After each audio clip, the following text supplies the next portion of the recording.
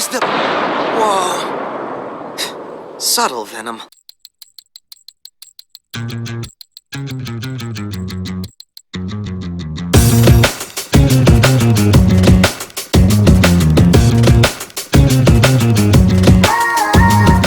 Hey, what's up everyone? Welcome back to another episode of the Venom vlog, and today we're going back and looking again at Venom in animation and kind of going through the history of the character and how he appeared in different animated shows. And this one we're going to talk about the Spectacular Spider-Man, which I know a lot of you have been wanting me to talk about, and it's a show I was a big fan of when it came out.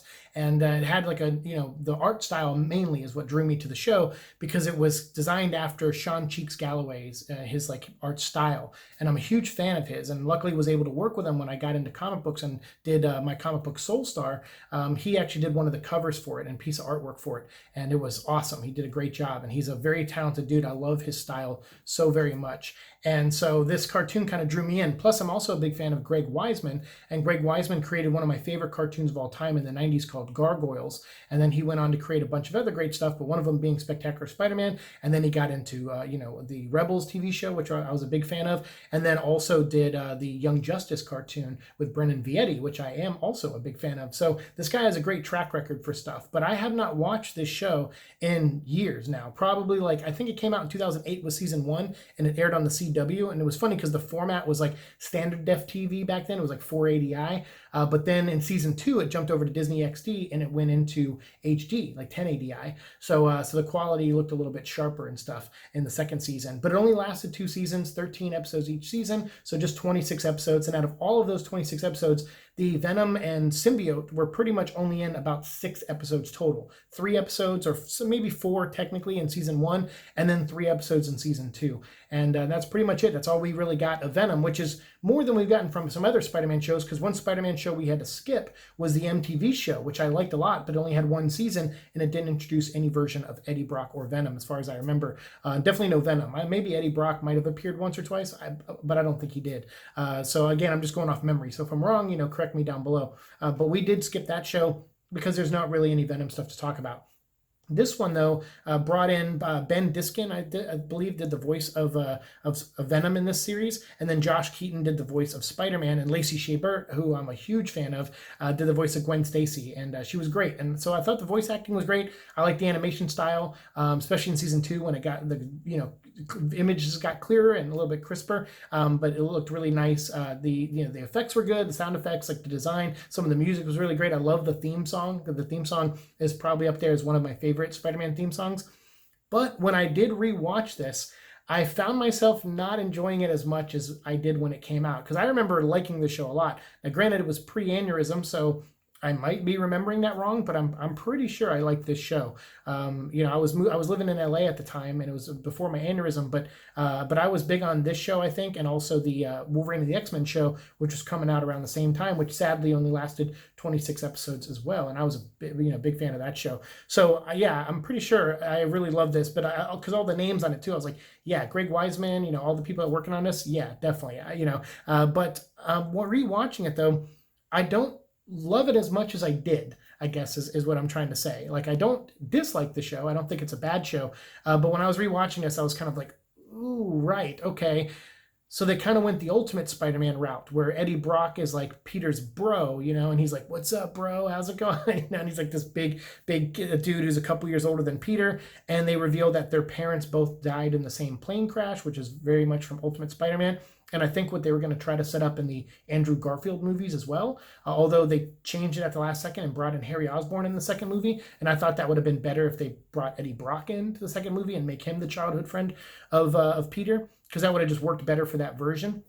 This version too, like it kind of based off the Ultimate Universe a little bit, because that was big at the time. But I remember not loving that too much, that interpretation of Eddie Brock. I'm just like, yeah, I'm not a huge fan of that. I mean, yeah, it works for the stories they're telling, sure. And like I said, it could have worked for the Andrew Garfield one instead of Harry too, sure. But I don't know. I still don't like it. I'm not a big fan of them being childhood friends and them having that connection where their parents died on the same plane crash because they were working on the same science experiment together. So Eddie in this cartoon, he's like an assistant to the Lizard, Dr. Connors, and his wife. And so he's an assistant to them, and he gets Peter Parker work or like an internship there because Gwen works there. But Eddie comes across a little creepy. Like I said, he's a little older than these other kids. He's older than Peter. He's older than the others. I want to say he's like first year college. And that makes Peter and everybody, under 18, obviously. But he kind of hits on Mary Jane and he hits on Gwen Stacy. And granted, sometimes he's doing it to get back at Peter, but sometimes he's not. And so he kind of comes across as like a creepy dude. And I mean, that's the thing is like Eddie makes mistakes, sure, but I don't consider him a creep. And that's kind of what the Amazing not the Amazing Spider-Man, but Spider-Man 3 did. They kind of made him a creepy, stalkery dude who was into Gwen and said they were boyfriend and girlfriend when they weren't. And then, same with this show, they kind of went in that direction with him. So yeah, as far as an interpretation of Eddie goes, he's definitely more on the creepy side. And he keeps saying, he's like, oh, we're bros and we were good friends, but Eddie doesn't really seem like he's that good of a dude in this show. Like when I watch it, he has a lot of ulterior motives for stuff. And I don't know, I didn't like this version of Eddie. So when he becomes Venom, I'm like, I'm not even kind of partly rooting for him. Like, and not that I was in the animated series in the 90s either, but it was so true to the character of him being a reporter and then him losing his job. You felt a little sympathy for the guy. In this one, they try to build that sympathy with Eddie losing his work at, he doesn't work for Connors anymore because Connors makes a mistake and they have to do cutbacks at the lab and, him and Peter don't work there anymore. And he blames Peter because they find this alien symbiote that bonds with, it rides John Jameson's shuttle back to Earth and it actually releases some spores. So those spores that thread gets picked up in season 2 and they change John Jameson, they alter his physiology and he becomes like a burly superhero that grows in size and stuff, kind of like the Hulk style, but he grows and he's like, I don't know, Colonel Justice or something like that, or I can't remember his name. It's something like super patriotic like that. And he's, so they kind of set that up or play that off in the second season. But in the first season, the symbiote comes to Earth in the shuttle and then Connors gets, like his lab is the one that gets to study it. And so Eddie's like, yay, I can't believe it. We get to study it. And Peter's like, hey, can I check it out too? And Eddie's like, sorry, dude, staff only, no interns. And then plus you also kind of screwed me over recently. So, and also Connors, even though Peter himself helped out Connors as Spider-Man, but as Peter, he let Connors and them down. So they were like, yeah, you can't come in for this. So then, of course, Peter, being curious, he goes and investigates the symbiote, runs into Black Cat, who's trying to steal it. And then, she breaks it out of its cage, or its like bubble or whatever, the glass bubble it was in, and it bonds with Spider-Man. And so for 3 episodes in season 1, Spider-Man has the black costume. So they do follow that thread and that storyline pretty well, where he's, running around in the black costume and does a couple things in the black costume, but it starts affecting his mood. It starts turning him, darker, and he starts getting more aggressive and all this stuff. And his Aunt May's in the hospital and all these things are happening. She has a heart attack and all these things are happening. So he has to get rid of the suit. And of course, when he does, it ends up on Eddie Brock, and then Eddie Brock becomes Venom. And the two of them fight near the season finale of season 1, I think, called Nature versus Nurture. And it was kind of a lackluster battle. I mean, like I said, I'm rewatching these and I'm like, man, me not liking Eddie, because I watched the entire first season and then I just watched the episodes in season 2 that had Venom in them, because after season 1, I was like, man, the show outside of the Eddie Brock stuff is good, but because I'm such an Eddie fan, when I was watching it, it really did pull me back. And I was like, there's a lot of elements of this show that are fantastic and really good and puts it up there as one of the best Spider-Man cartoons. But the Venom interpretation, the Eddie interpretation, I just, especially on the rewatch, I'm like, I don't know if I loved that stuff before, but I certainly am not a big fan of it now. So yeah, kind of negative. I know it's a surprise because sometimes I'm, even when I'm negative on stuff, I try to put a positive spin on it. But, there are other elements, to be fair, to the show that make the show really great. But me just being an Eddie fan, I just don't like this interpretation. I don't like him as like this creepy dude who doesn't really know what friendship is. And if you're going to play that angle of like him being really let down by Peter and Peter's actions as friends, you should have painted him up to be a better friend. And really, they didn't really do a good job at that. Because like I said, every time he did something, I felt like there was an ulterior motive. And then he's always like hitting on, Gwen and Mary Jane, which he also did in the Ultimate Comics that, that Bendis wrote. And Mary Jane calls him out on it. She's like, dude, what are you, creepy? I'm like 15, or Gwen does. She's like, I'm like 15 years old. What are you hitting on me for? So yeah, I'm not a big fan of that interpretation of Eddie Brock. That's too far villainous and creepy and weird to really redeem him that much. It makes him too much of a bad guy. And Eddie Brock should be more of a on the line of anti-hero, and villain and stuff. So yeah, I watching these episodes for season 1 didn't really excite me to watch season 2. And then when I put on season 2, I was like, all right, let's just skip to the Venom episodes, because I just want to watch them and see what they do with it. And pretty much they do a storyline where it's 3 episodes long, and it's Venom trying to out Peter Parker as Spider-Man. He just goes right to the Daily Bugle and tells J. Jonah Jameson, hey, Peter Parker's Spider-Man.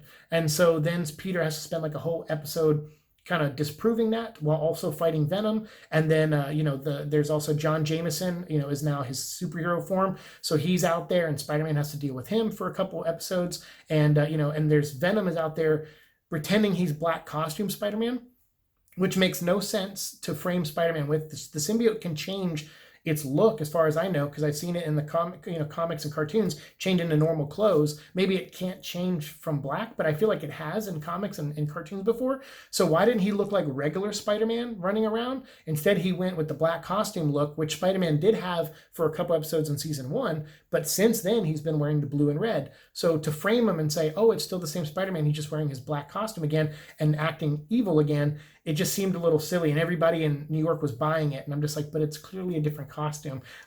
So I don't really like when shows do that, where they treat the public that stupid. Like, I understand, I feel like you should make the public more divided. Like, some people saying, no, it's not, and some people saying, yes, it is. Really, the only person saying it wasn't the original Spider-Man was Flash Thompson, and that's because he's a big, fanboy. And there were some great moments with Flash. So I always loved that all these Venom episodes still had great Flash stuff. I feel like even subconsciously, people want to put Flash into stories that have Venom in them.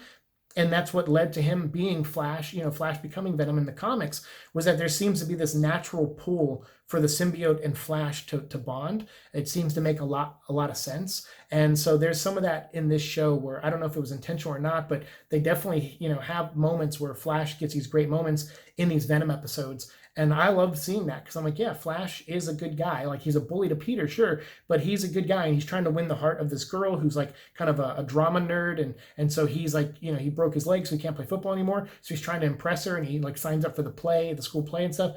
I loved all that. I thought all that relationship stuff, like with all the characters and the supporting cast, I think this show does an amazing job at that. I just feel like with Venom, they kind of dropped the ball. So if Venom has this big plan, he's just going to reveal who Spider-Man is. And because the Daily Bugle didn't run the story that Peter was Spider-Man, because they sent Ned Leeds out to like interview people in Peter's life to see if he really was Spider-Man. And everyone he interviews, they're like, what? Peter Parker's not Spider-Man? And they're all like, no, of course he's not Spider-Man. So at the end, Ned's like, yeah, he's not Spider-Man. So they run the story that Peter is not Spider-Man. But for like a day, New York all felt like Peter was Spider-Man. And I'm just like, I don't know. It's none of that worked for me. And the trying to frame Spider-Man and ruin his life. And then Eddie, and then Spider-Man even says, he goes, Eddie, you ruining my life ruins Mary Jane's life. It ruins Aunt May's life. It ruins J. Jonah Jameson's life to an extent. His son lost his power. Spider-Man had to take him down. And so Spider-Man's dealing with that. And he's like, you're going to ruin, you framing me, ruin that guy's opportunity to maybe be a hero in this world as well. And he goes, but you're ruining all these people's lives. And the Connors, like, he steals like a vial of something from them that will depower Spider-Man if Spider-Man drinks it. And so he's, he has it on him, and he's like, all right, I'm going to pour this down your throat, take away your spider powers, and then I'm going to unmask you and let all your villains just show up and kick the crap out of you in public.